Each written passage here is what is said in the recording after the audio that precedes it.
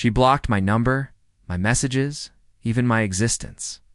I begged for answers. She vanished. But what she didn't know was, the silence she left behind didn't break me. It built me. Oh. And when our paths crossed again, the look in her eyes said it all. She wished she never let me go. Before I tell you how karma turned the tables, make sure you hit that like button and subscribe, because this one you won't forget. You never really notice the moment love begins to fade. It doesn't happen with a crash or a storm. It slips away quietly, like the sound of laughter that used to fill your calls, now replaced with silence. When I met Selena Ray, I wasn't looking for anything.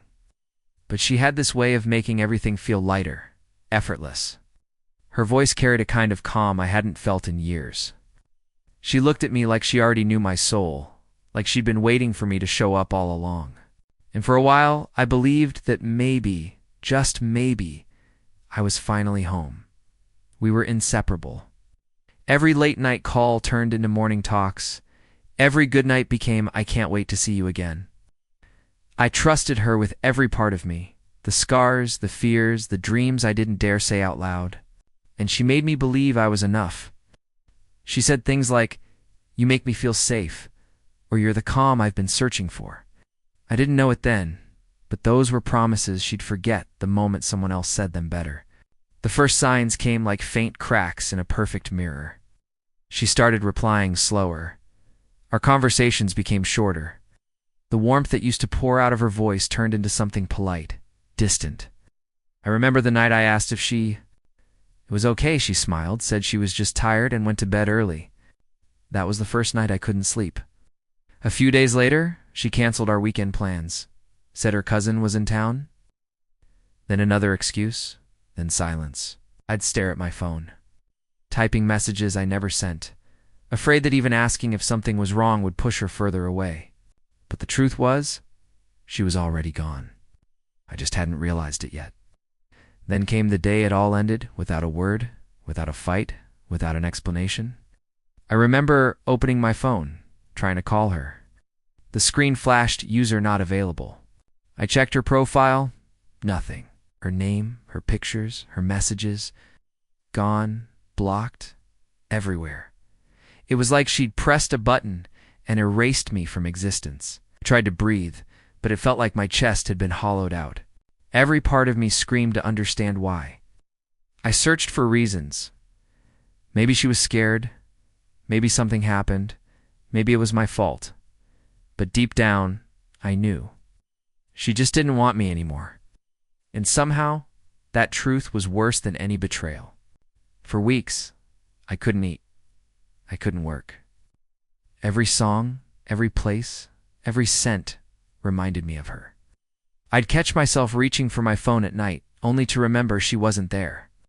The person who once begged me never to leave had vanished, like I was a chapter she regretted writing.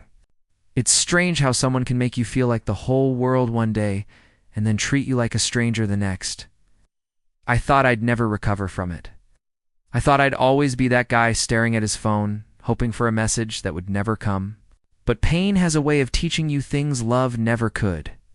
And though I didn't know it then, the silence she left behind would become the loudest thing that ever changed me. They say time heals everything, but that's a lie people tell themselves to sleep better. Time doesn't heal, it just teaches you how to live with the ache. And for a long time, that ache had her name written all over it. Days blurred into nights. I stopped checking the clock because it didn't matter anymore. Mornings felt heavy, and evenings felt like reminders of everything I'd lost. I'd wake up, pick up my phone out of habit, only to remember there was nothing waiting for me. No good morning, no little heart emoji, just emptiness. It's funny how silence can be so loud when it's filled with someone's absence. I tried convincing myself that she'd come back. Maybe it was a mistake. Maybe she just needed space, so I waited. Every vibration, every notification made my heart jump, thinking it was her, but it never was. Eventually I did something I promised myself I wouldn't do. I looked her up from a friend's account, and there she was, smiling, laughing with someone else. The man's arm was around her shoulder, her head tilted just the way she used to lean on mine. Same pose, same smile, except now it wasn't for me. My stomach twisted. My hand shook so hard I could barely hold the phone. I zoomed in, like it would somehow hurt less if I saw the details, but it only got worse. She looked happy. Not the kind of fake smile you put on for pictures. No, she looked genuinely happy. Like the past year we spent together never even happened. I felt something break inside me that day. It wasn't just heartbreak. It was humiliation, disbelief, anger, all crashing into each other. I threw my phone across the room. It hit the wall and shattered, just like every illusion I had left. For a long moment, I just stood there breathing hard, trying not to scream. I wanted to hate her, but all I could feel was the echo of every word she'd ever said to me. "You're the calm I've been searching for." Yeah, right. Nights became my enemy. Sleep wouldn't come, and when it did, she was there in every dream, smiling like she hadn't destroyed me. I stopped going out, stopped meeting people. Friends tried to help, but how do you explain to someone that your soul feels like a burned-out house? That every corner of you still smells like someone who left? And yet, beneath the pain, something started to stir, a whisper. A spark, a tiny voice that said, "This isn't how your story ends." I ignored it at first, but it kept growing louder. Each day that passed, I began to see her differently, not as the love I lost, but as the lesson I needed. She didn't just block me from her life. She freed me from the version of myself that depended on her to feel alive. It didn't happen overnight, but that whisper became a roar. And soon, I stopped looking for her name online. I stopped replaying her laugh in my head. Instead, I started asking myself a question I hadn't in months. What if I rebuilt myself? Not for her, but for me? That was the first night I slept without crying. Not because I was healed, but because I was finally done being her ghost. Rock bottom doesn't announce itself. It just arrives quietly, like a guest who overstays their welcome. One morning, I looked at myself in the mirror and didn't recognize the man staring back. My eyes were empty, my hair a mess, my face pale from nights spent awake replaying the same memories. I wasn't living. I was surviving. And even that felt like too much effort. I remember sitting at my desk, surrounded by half-empty coffee mugs, unpaid bills, and the haunting silence of my apartment. Everything smelled like defeat. That's when I saw it, a post from Selena. She was smiling, dressed perfectly, standing next to that same guy. The caption read, "Sometimes you have to lose the wrong one to find peace." Those words, God, they hit harder than any slap could. I just stared at the screen, frozen between heartbreak and rage. The wrong one? I gave her everything, my time, my trust, my heart, and now I was just a mistake in her highlight reel. For a few seconds I could barely breathe. But right after the pain came something else. Something sharper. It was anger. But not the kind that destroys you, the kind that rebuilds you. That post didn't break me. It woke me up. I stood up, looked around, and thought, no more. No more waiting for closure. No more begging for validation. No more giving someone else the power to define my worth. If she could move on, so could I, but differently. I didn't want revenge in the form of hurting her. I wanted revenge in the form of becoming someone she could never reach again. So I started small. I cleaned my apartment, threw out everything that reminded me of her, the photos, the gifts, even that stupid jacket she said looked cute on me. It hurt, but it was freeing.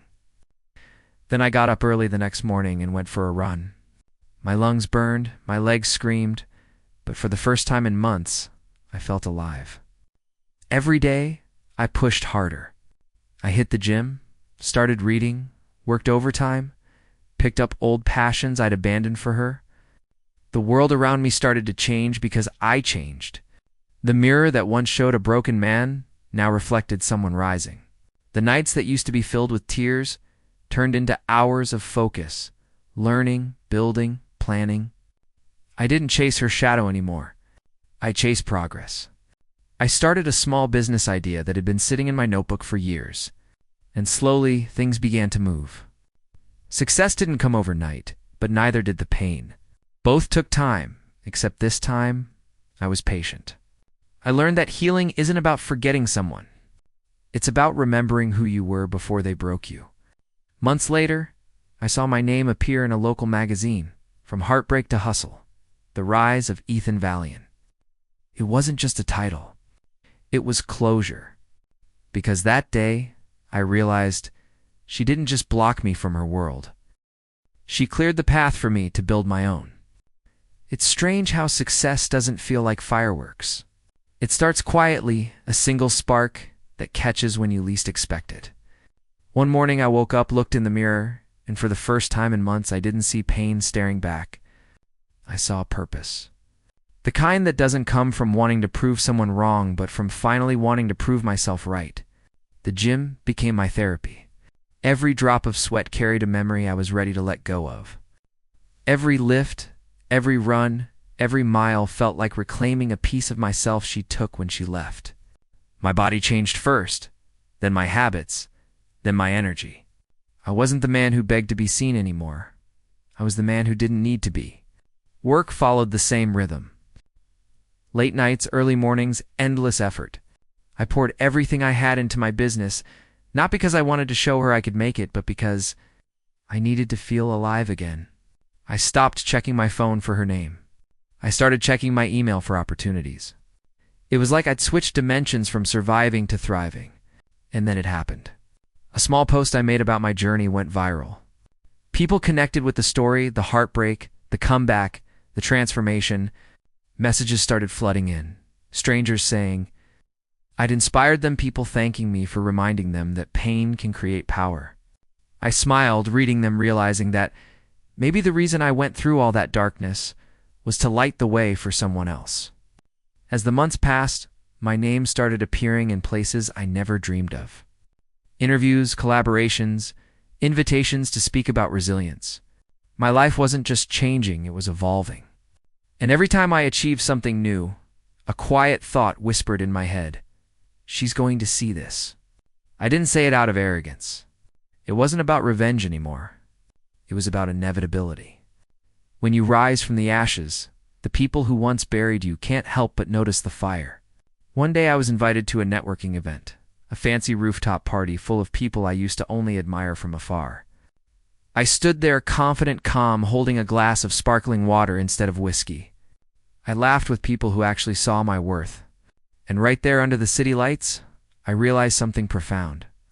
I didn't need her to see my success. I needed to see it for myself. But destiny has its own sense of irony. That very night, as I was leaving, someone called my name from behind. A voice I hadn't heard in over a year, familiar, soft, almost trembling. Ethan, I turned. And there she was, Selena Ray. Standing in the crowd, eyes wide, lips slightly parted, looking at me like she'd seen a ghost. For a second, the world went quiet. No music, no noise, just her staring at the man she once erased. And in that silence, I knew karma had finally arrived. For a moment, I couldn't move. The sight of her pulled me back into memories I thought I'd buried, the late-night talks. The laughter, the goodbyes I never got to say. But this time, the weight didn't crush me. It didn't hurt. It just settled. Like a book finally closing on the last page, she walked toward me slow and unsure. The confidence she once wore like perfume was gone. Her eyes searched my face as if she was trying to find the version of me she left behind. But that man didn't exist anymore. Ethan, she said softly, her voice trembling. You look different. I smiled, not the bitter kind, but the kind that comes from peace. Yeah, I said quietly. Pain does that. She looked down, her hands fidgeting with the strap of her purse. I've seen your posts, she continued, forcing a smile. You've really changed. I'm happy for you. Happy for me. The same person who once couldn't stand to hear my name now saying she was happy for me. The irony almost made me laugh. But I stayed silent. Sometimes silence says more than 1,000 words. I wanted to reach out, she added quickly, as if she was racing against her own guilt. But I didn't know if you'd want to talk. I didn't think you'd move on so fast. Her words stung a little, not because they carried weight, but because they reminded me how easily she'd underestimated me. I looked at her, really looked. The sparkle in her eyes that once lit up my world was dim. She looked tired, lost, like someone who'd been chasing peace and never found it. You don't owe me anything, I said calmly. You did what you thought was right, and I did what I had to. I rebuilt. She bit her lip, nodding. I made mistakes, she whispered. I was scared. I thought leaving was easier than being honest. But seeing you now, it's strange. I used to think you'd never move on. I took a deep breath, feeling something inside me finally release. Yeah, I thought that too, I said. But I realized sometimes losing everything is what teaches you how to start over. Her eyes filled with tears. Do you ever think about us? She asked softly. I looked past her at the skyline glowing behind her shoulders, the city lights reflecting everything I'd become. I used to, I said. Every day. But not anymore. She nodded slowly, tears slipping down her cheek. Maybe we could catch up sometime. Coffee? Maybe. I smiled faintly and shook my head. You blocked me once, I said. Let's keep it that way. I turned and walked away, not out of anger, but peace. With every step I felt lighter, freer, like I was walking out of her shadow for good. Behind me I could feel her eyes following, filled with the kind of regret only karma can write. And for the first time I didn't need closure. I was closure. The night I walked away from her felt different from every other night before it. The air felt lighter, almost forgiving. For months I'd imagined what I'd say if I ever saw Selena again, the speeches, the anger, the questions I never got to ask. But when the moment actually came, I realized I didn't need any of it. Sometimes silence is the loudest answer, and walking away is the only revenge you'll ever need. On the drive home, I played no music. I didn't need to drown out the silence anymore. I just let the hum of the engine fill the space where her name used to echo. I thought about how far I'd come from begging for a message to being the one who decided the conversation was over. That's when it hit me. Healing isn't about forgetting the past. It's about outgrowing the version of yourself that lived inside it. When I got home, I poured myself a glass of water and looked around my apartment. Everything was cleaner, calmer, brighter. I walked over to the shelf where I used to keep a photo of us, the only one I'd hidden away all this time. I picked it up, looked at it for a long second, and finally smiled. Not out of sadness, not out of nostalgia, but out of gratitude. Because that broken version of me in that picture had survived, I tore the photo in half. And when the pieces fell into the trash, it didn't feel like losing something. It felt like reclaiming something. That night I slept deeply. No dreams, no memories, just peace. In the weeks that followed, I continued to grow. My business expanded. My circle evolved, and my life became mine again, fully unapologetically. People often say success is the best revenge, but I disagree. Peace is. Because peace means they can no longer reach, you no longer shake, you no longer define what hurts or heals you. I still got the occasional message from people who knew us both. Hey, did you see Selena at that event? Or she asked about you. I'd just smile and change the subject. I didn't care anymore. Because when you've truly moved on, even the name that once haunted you becomes just a story you outgrew. Sometimes I think about how strange life is, how a heartbreak that once felt like the end turned out to be the beginning. If she hadn't blocked me, I'd still be the man waiting for validation. But she did. And that silence she gave me became the greatest teacher I never asked for. Now, when I look in the mirror, I don't see pain. I see growth. I see strength. I see a man who built himself from ashes, not for anyone's approval, but for his own peace. And if there's one thing I've learned from it all, it's this. Sometimes the best way to show someone what they lost is to become everything they never believed you could be. So to anyone listening, if someone blocks you out of their life, don't chase them, let them. Because while they're busy forgetting you, you'll be busy becoming unforgettable.